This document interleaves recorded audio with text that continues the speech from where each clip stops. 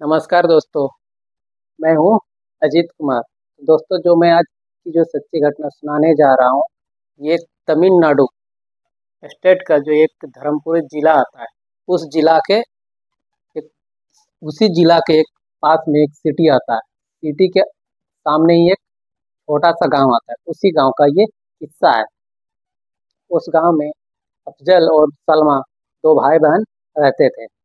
दोनों दोनों का बचपन में ही माता पिता वो गुजर जाने के कारण वो मौसी के वहाँ दोनों पले बड़े थे। धीरे धीरे मौसी को वहाँ पलते पलते दोनों जब बड़े हो गए, 20-25 साल के, तब मौसी उनको समझाने लगी कि तुम लोग का जो वहाँ गांव में जमीन उमीन है, तुम लोग वहीं रहा करो, ताकि कोई जमीन छीन ना ले। अगर रहोगे तो कोई छीनेगा नहीं।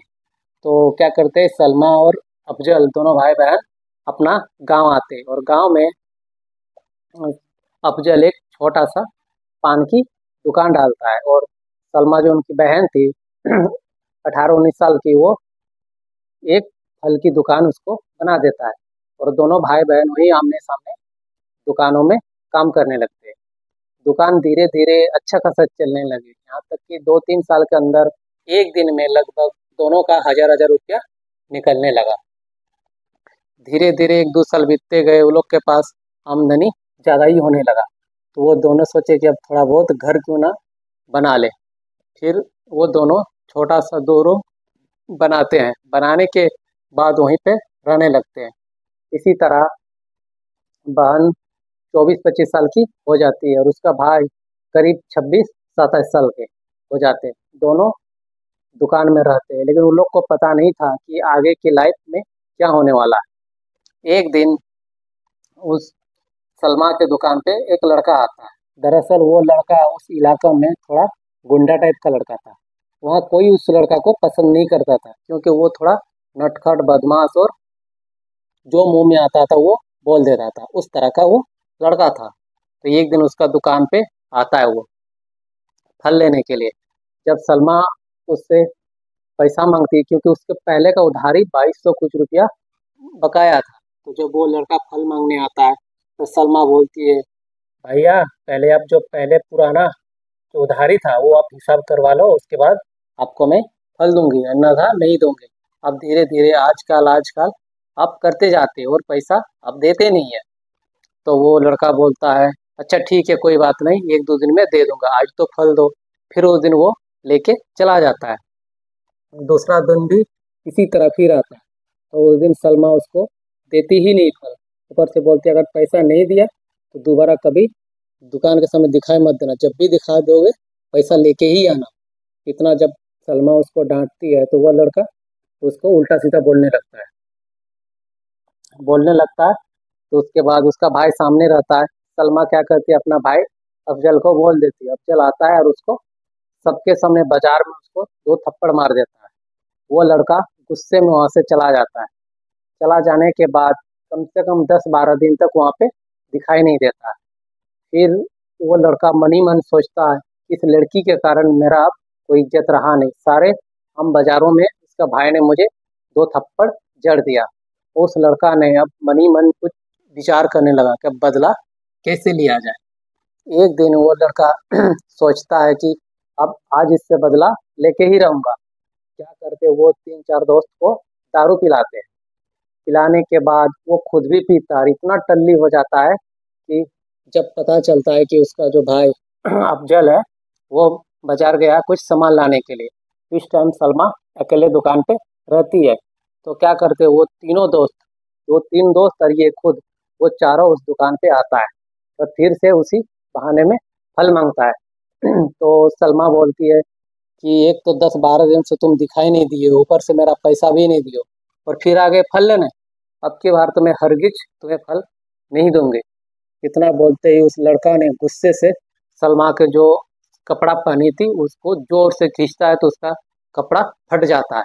और उसका जो 2-3 साथी था, दोनों ने जोर जोर से उस सलमा के ऊपर 2-3 थप्पड़ लगा देता है।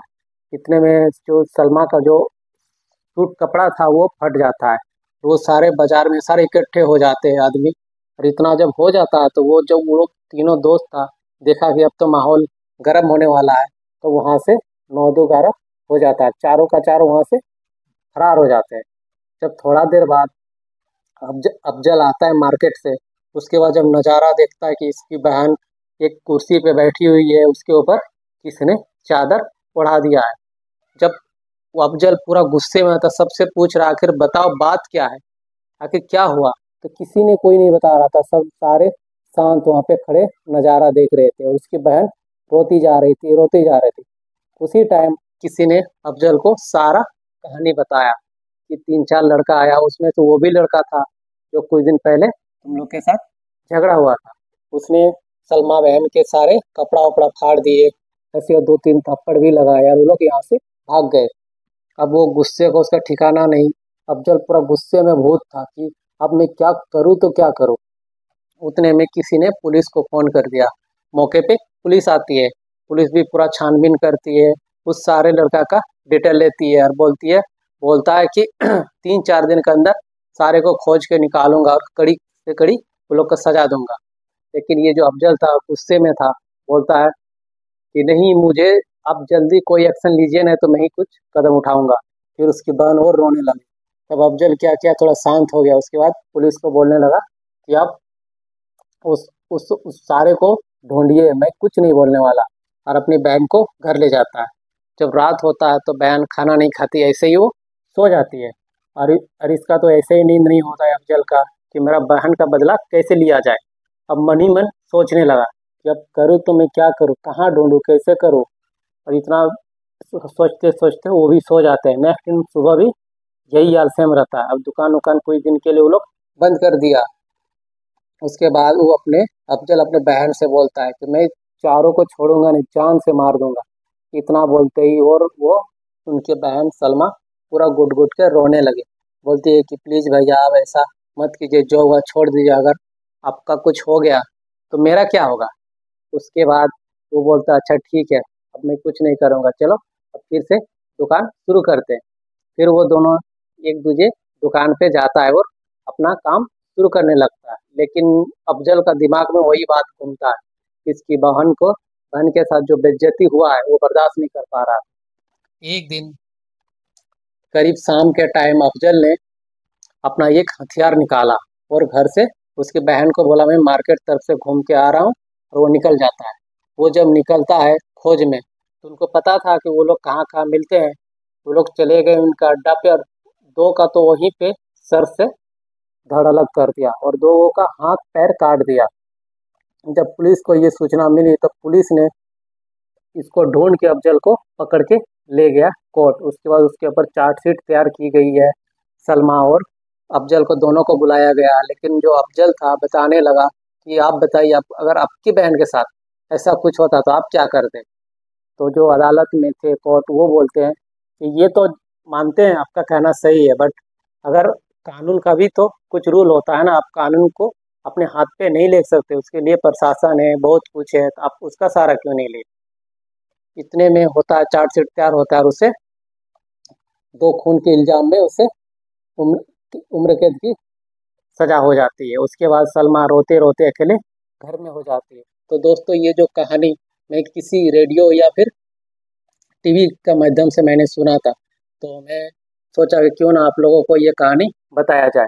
तो दोस्तों, ये जो इस छोटी छोटी चीज़ों को ध्यान दिया जाए, तो कोई भी गलती से इतना बड़ा फैसला नहीं लेना चाहिए, क्योंकि ये छोटा सा के चलते आपका घर बर्बाद हो सकता है, आपका सब कुछ बर्दाश्त हो सकता है। आप यहीं पे देखिए, इनका माँ बाप तो थे नहीं, अफजल और सलमा दो ही थे, और ये अपने बहन के लिए क्या कुछ कर गया, और ये जेल में चला गया बेचारे। उसकी बहन अब करे तो करे क्या। यही चीज़ अगर सोच समझ के ये कदम उठाता तो इतना बड़ी बात नहीं होता। तो दोस्तों, आप लोग को बताने का सिर्फ यही है कि कोई भी काम सोच विचार के कीजिए, ताकि आपको भी हानि ना हो, दूसरों को भी ना हानि हो।